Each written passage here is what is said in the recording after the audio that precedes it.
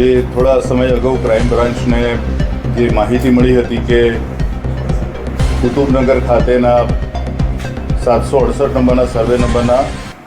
Block number 10ના મકાનમાં જે ધોળકાના રહેવાસી ફરજાના હતા તેમને મારીને એ મકાનની અંદર લાશને દાટેલો છે. આ ઇન્ફોર્મેશન ઉપર ઘણા સમય સુધી કામ કર્યા બધી એ જે સ્થળ છે એ સુનિશ્ચિત કરવામાં આવેલું અને ત્યાં ખોદકામ કર્યા બાદ 20 ફૂટ ઊંડેથી માનવ કંકણ અને જે માનવ અવશેષો છે એ પ્રાપ્ત થયા હતા અને એનો જે ફોરેન્સિક મેડિકલ એક્સપર્ટની હાજરીમાં પીએમ કરવામાં આવેલું હતું. એ પીએમ બાદ એના જે સગા જે છે એટલે ફરજાનાના ભાઈ જે રાધનપુરી એમના ડીએનએ અને એમની બેન જે છે એના ડીએનએ લેવામાં આવેલા અને એ બંને ડીએનએ મેચ થતાં આ જે અગાઉ જે માહિતી મળી હતી ને આ જે મૃતક જે ફરજાના છે એની સાથે સંકળાયેલા એની હત્યામાં જે સંડોવાયેલા આરોપી પૈકી 4 જે લોકોના નામ આવેલા હતા પ્રાથમિક દ્રષ્ટિએ એ બેમાંથી એક સાલિયા બીબી જે હાલ હયાત નથી, એનું 14 વર્ષ અગાઉ મૃત્યુ થયેલું છે અને એક અબ્દુલ કરીમ જે છે એનું પણ મૃત્યુ થયેલું છે. હાલ જે જીવિત છે એ શમસુદ્દીન ખેડાવાલા અને એના ભાઈ ઇકબાલ ખેડાવાલા આ બંને જમાલપુર ખાતે રહે છે. ફરજાના જેના નાની ઉંમરે લગ્ન થયા હતા સુરત બાજુ અને એ ત્યાં એના સાસરીમાં નહીં રહેલી અને 1 વર્ષની અંદર જ એના પિતાના ઘરે આવેલી. ત્યારબાદ એની જે પોતાની સ્વચ્છંદી લાઈફસ્ટાઈલના કારણે એણે ઘરનો ત્યાગ કરેલો અને અમદાવાદ આવ્યા બાદ એ જ પ્રવૃત્તિમાં એ પ્રવૃત્ત રહેલી અને શમસુદ્દીનના સંપર્કમાં આવતા એની સાથે લગ્ન થયેલા. એની જે આ પ્રવૃત્તિ છે દેહ વેપારની એ લગ્ન બાદ પણ ચાલુ રહેતા. બંનેના વચ્ચે ખૂબ જ કંકાસ શરૂ થતા હતા અને શમસુદ્દીને સહન ના કરી શકતા એણે એના ભાઈ ઇકબાલ ખેડાવાલાની અને એ બંનેના મિત્ર અબ્દુલ કરીમની મદદ લીધેલી અને અબ્દુલ કરીમના જે ખૂબ જ નજીકના પરિચિત અને એમના બહુ સારા મિત્ર હતા એવા સાલિયા બીબીના ઘરમાં આ બનાવની રાત્રે શમસુદ્દીન અને ફરજાનાને બોલાવવામાં આવેલા. એ લોકો રાત્રે રોકાયેલા હતા અને રાત્રે આ 4 જણાએ સાલિયા બીબી, શમસુદ્દીન, ઇકબાલ ખેડાવાલા અને અબ્દુલ કરીમ આ 4 જણાએ એટલે બંને એક આરોપીએ પગ પકડેલા, બીજાએ હાથ પકડેલા અને શમસુદ્દીને આ ગળું દબાવી અને એની હત્યા કરેલી. એ જે ઘર છે જે નંબર બતાવ્યો બ્લોક નંબર 10ના મકાનમાં ત્યાં અગાઉથી ખાડો કૂવા માટે ખાડો ખોદવામાં આવેલો હતો મકાનની ઓસરીમાં અને એ ખાડો તૈયાર હતો જેથી એને જે મારી નાખ્યા બાદ આ જે ફરજાનાનો મૃતદેહ છે એમાં દાટી દેવામાં આવેલો અને ત્યારબાદ ઉપર પ્લાસ્ટર પણ કરી દેવામાં આવેલું. આ લાંબા સમય પછીની જે ઘટનામાં ક્રમશઃ જે પ્રકારે આની જે ગુંચો ઉકલતી ગઈ એ પ્રમાણે હાલ જે બંને આરોપીના જે નામ આવ્યા છે અને ફરજાના આ જે માનવ અવશેષો મળ્યા છે એ જે પ્રકારે માહિતી મળી હતી એ જ મહિલા ફરજાના છે અને ફરજાનાના આ જે સાયન્ટિફિક જે એનાલિસિસના બાદ એ નક્કી થયું છે કે આ મૃતકના જે માનવ કંકણ મળેલા છે એ ફરજાનાના છે.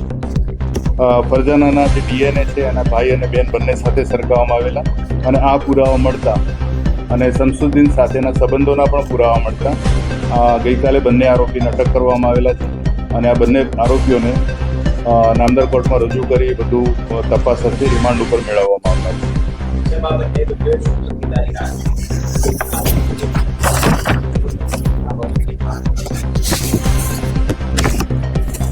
આ જે ફરજાનાનું જે પાત્ર જે છે આખા કેસમાં એના માટે આમ જોવા જઈએ તો પરિવાર તરફથી એના પ્રત્યે કોઈ લાગણી નહોતી કે એની કોઈ દરકાર રાખનાર નહોતું, કારણ કે એ જે પ્રકારની પ્રવૃત્તિમાં પ્રવૃત્ત હતી ત્યારબાદ એણે એનો પિતાનું ઘર છોડ્યું. ત્યારબાદ અમદાવાદ આવ્યા બાદ પણ એ એની પોતાની રીતે લાઈફ જીવતી હતી અને ઘણા પુરુષોના સંપર્કમાં પણ હતી અને આ વસ્તુમાં શમસુદ્દીન સાથે લગ્ન થયા બાદ પણ આ જ પ્રકારે એ એની પ્રવૃત્તિમાં રહેતા બંને વચ્ચે ખૂબ જ ખટરાગ અને કંકાસ શરૂ થયેલા. થોડો સમય માટે શમસુદ્દીને ફરજાનાને નડિયાદ ખાતે પણ રહેવા મોકલેલી પણ એ ત્યાં પણ ન રહી અને પાછી અમદાવાદ આવી ગઈ. એટલે બધાને એટલે જે 4 આરોપી છે એ પૈકી સાલિયા બાબીના ઘરનો ઉપયોગ થયો છે અને સાલિયા બીબીના જે સપોર્ટ મળ્યો, સહકાર મળ્યો ગુનાને અંજામ આપવા માટે એ છે અબ્દુલ કરીમ જે છે એ ઇકબાલ ખેડાવાલા અને શમસુદ્દીન ખેડાવાલાના મિત્ર છે અને આ જે આખી ઘટના જે છે એમાં મૃતકનું પાત્ર એવું નહોતું કે એની સાથે જોડાનાર વ્યક્તિઓ એના માટે કોઈ દરકાર કરતા અને એનો જે લાભ મળ્યો આરોપીને કે રાત્રે બોલાવ્યા પછી આ જે પ્રકારે એને એના હત્યા કરી અને દાટી દીધી એ બાદ એની સાથે સંપર્કમાં આવેલા તમામ લોકો અલગ રીતે જોડાયેલા હતા, કારણ કે એ દેહ વેપારમાં હતી. તો એ જે પ્રવૃત્તિ છે પ્રવૃત્તિના કારણે કોઈને દરકાર નહોતી કે આ મહિલાનું શું થયું, ક્યાં છે, કેમ નથી દેખાતી કે કોઈ પણ. અને એના જે પિતા તરફથી જે પરિવાર જે છે ત્યાંથી પણ એમને એવું જ હતું કે આ ઘર છોડીને જતી રહી છે, એ એની રીતે જિંદગી જીવતી રહેશે. આ તમામ વસ્તુઓનો ફાયદો આરોપીઓને મળ્યો છે અને આટલા વર્ષો સુધી આ ગુના વિશેની કોઈ પણ માહિતી બહાર નહોતી આવી. જે અંગત સોર્સ દ્વારા અને જે પ્રકારના આ જે મકાનમાં બનાવ બન્યો છે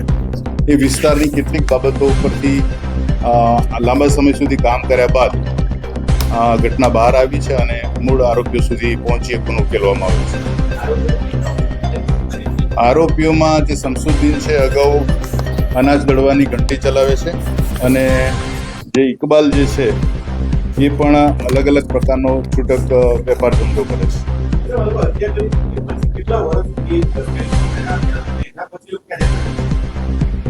સાલિયા બીબીનું જે મકાન છે એટલે સાલિયા બીબીને પોતાને દીકરા દીકરી મળીને કુલ 7 જેટલા સંતાનો છે. એ પૈકીની એણે એ ઘરને પછી આ હત્યાનો બનાવ બન્યા થોડા વર્ષો બાદ એ ઘરની વચ્ચે એણે દિવાલ ચણાવી અને એમાં એક સૌથી નાના દીકરાને એક ભાગ આપેલો અને એક ડિવોર્સી એમની દીકરી છે એને એક ભાગ આપેલો. એટલે એમના દીકરા કે એમની દીકરીને પણ એ ખબર નહોતી કે જે મકાનમાં રહે છે તે નીચે એક હત્યા કરીને દફનાવેલી મહિલાની લાશ છે.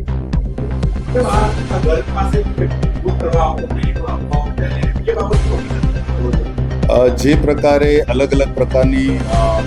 હિયર છે એટલે કે કર્ણોપકર્ણ જે વાતો ચાલે છે એવું કોઈ પણ તથ્ય અમને સામે નથી આવ્યું કે ત્યાં કોઈ દીવો કરવા આવતું હતું કે ત્યાં કોઈ ભૂત પ્રેત દેખાતા હતા. એ વાત છે કે આજુબાજુના લોકો એવું કહેતા હતા કે અહીંયા કોઈ પણ વ્યક્તિ રહેવા માટે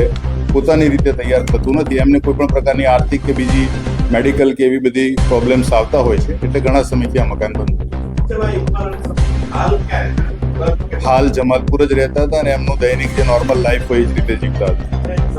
એ બંનેના પરિવાર પણ છે અને એમના સંતાનો પણ છે.